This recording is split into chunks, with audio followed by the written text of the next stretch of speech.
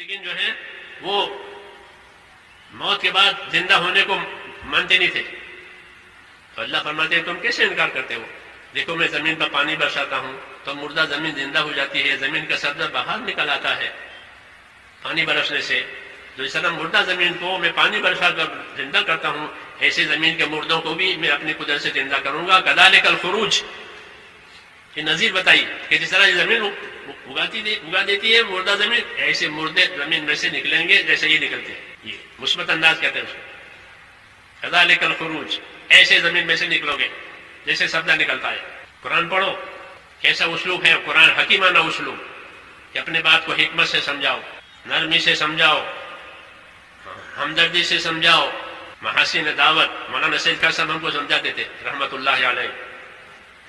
یہ محاسن ہے دعوت کی خوبیاں ہیں. یہ اچھا اسلوب، اچھا گمان، مسلمانوں سے اچھا گمان رکھو، حسن ظن. تمام مسلمانوں سے عموماً اور اپنے ساتھیوں سے خصوصاً اچھا گمان رکھو. اسلامی معاشرت کا حکم ہے کہ آپس میں تمہارے گمان اچھے ہونے چاہیے. جب اچھے گمان ہوں گے تو اچھائیاں نظر آئے گی، بدگمانی ہوگی تو برائیاں نظر آئے گی. شیطان اپنی تو خوبیاں دکھاتا ہے اور دوسروں کی خرابیاں دکھاتا ہے. اپنے بارے میں اللہ سے کہنے لگا شیطان کہ انا خیر منہ، میں آدم سے اچھا ہوں اپنے بارے میں. حالانکہ آدم کو تو اللہ تعالیٰ نے پسند کر کے چن کر کے بنایا ہے، چھانٹا ہوا ہے بندہ آدم. وہ کہتا ہے میں آدم سے اچھا ہوں، اس لیے یہ مجھے سیدھا کرے نہ کہ میں اس کو سیدھا کروں. اپنی خوبی دیکھ رہا، آدم علیہ السلام میں اس کو خوبی اس کو نظر نہیں آتی. یہ اس کا کام ہے. آدمی کا نفس، آدمی اور شیطان اپنی خوبیاں بتاوے اور دوسروں کی خرابیاں اس کے سامنے، اور بدگمانی لاتا ہے. علماء نے کہا ہے کہ سب سے زیادہ بدگمانیاں شیطان دینداروں میں پھیلاتا ہے. دینداروں میں بدگمانیاں، اس نے یہ کر دیا ہوگا، اس نے یہ کر دیا ہوگا، اس نے یہ کر دیا ہوگا. حالانکہ حقیقت کچھ بھی نہیں ہے، بدگمانی ہے. دین نے حکم دیا ہے کہ اچھا گمان رکھو. مولانا الیاس صاحب رحمۃ اللہ علیہ فرماتے تھے کہ ہماری تحریک یہ تو خوبیوں کا لین دین ہے. مسلمانوں کی خوبیاں دیکھو.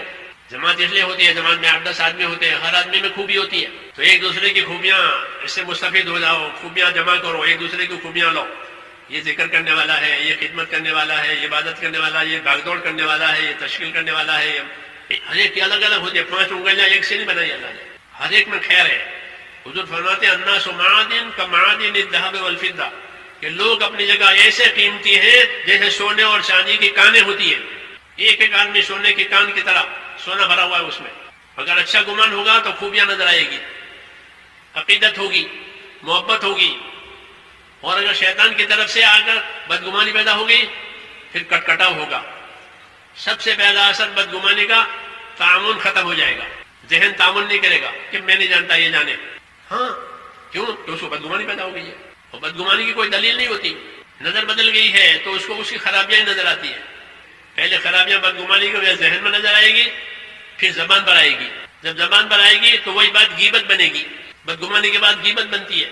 مولانا یوسف رحمۃ اللہ علیہ فرماتے تھے کہ غیبت کا گناہ ایسا ہے کہ اس کی نقد سزا ملتی ہے. کہ غیبت کی نقد سزا کیا؟ کہ ان کے دل پھٹ جائیں گے. بدگمانی ہوئی پھر وہ زبان پر آئے گی، انہوں نے یہ کیا، انہوں نے یہ کیا. وہ پوچھو تو اس کو خبر بھی نہیں بیچارے کو. زبان پر تذکرہ آیا کہ غیبتیں ہوئی کہ بھائی اب دل پھٹیں گے. اس لیے اللہ نے اسے منع کیا ہے کہ بدگمانی سے بچو. یہ بری بات ہے. اسلامی معاشرت میں اس کا حکم نہیں ہے کہ کوئی بدگمانی کرے. کسی کا عیب نظر آوے تو چھپا دو. ہے تو صحابہ پڑھنا، عیب ہے چھپاؤ. معاشرے میں ماحول میں اس کو ظاہر مت کرو، چرچا مت کرو.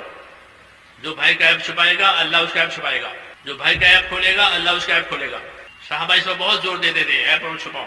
حمیت الباطل بہتر کے ذکر ہی. حضور فرماتے ہیں کہ ماحول میں کوئی باطل چیز پیش آئی ہے کہ اس کا ذکر چھوڑ دو، اس کو زبان پر لانا چھوڑ دو تاکہ وہ دفن ہو جائے.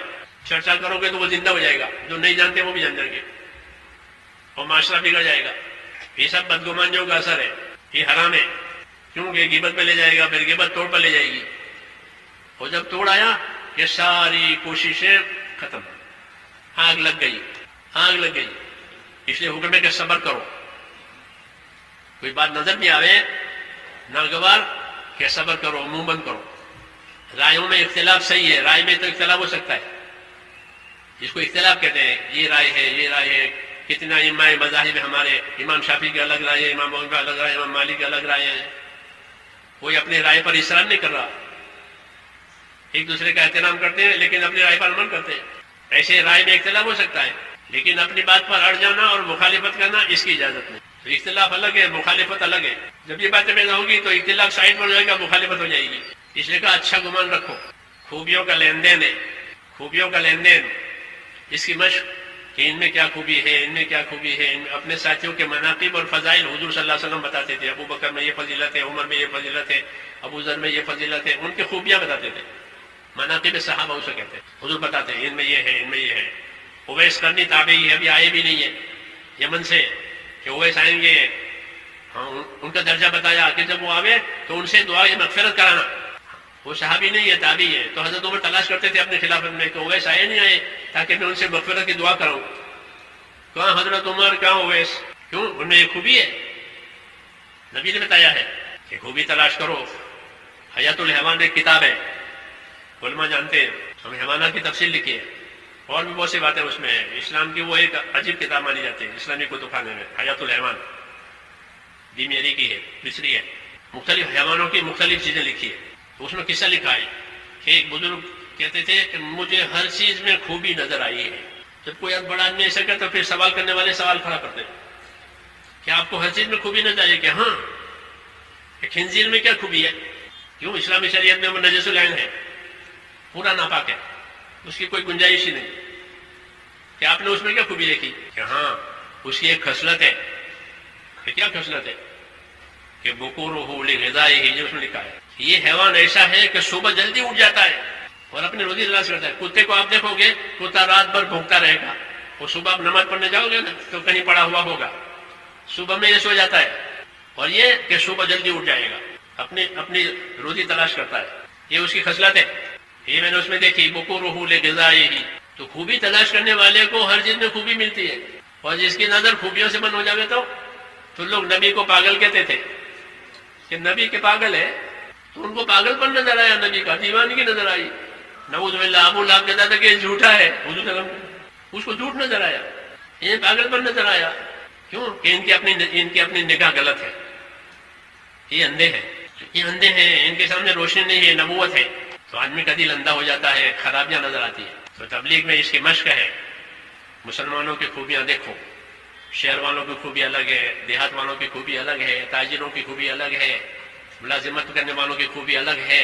مولانا الیاس صاحب یہ بات والوں سے کہتے ہیں تمہارے اندر دو خوبیاں ہیں. کہ کیا دو خوبیاں؟ کہ سادگی ہے، سادگی ہے زندگیوں میں، اور جفا کشی ہے، جفا کشی ہے، پیدل چلیں گے. کہ تمہارا یہ دو خوبی ہے. یہ دونوں خوبیاں دین میں بڑی مددگار ہیں، سادگی اور جفا کشی. تو ان کی خوبیاں دیکھتے تھے، حالانکہ وہ سب اس زمانے میں جہالت زیادہ تھی، مولانا کو اس کی خوبیاں نظر آتی تھی. اس لیے ان خوبیوں سے ان سے کام لیا اور انہوں نے کام پر کھڑا کر دیا.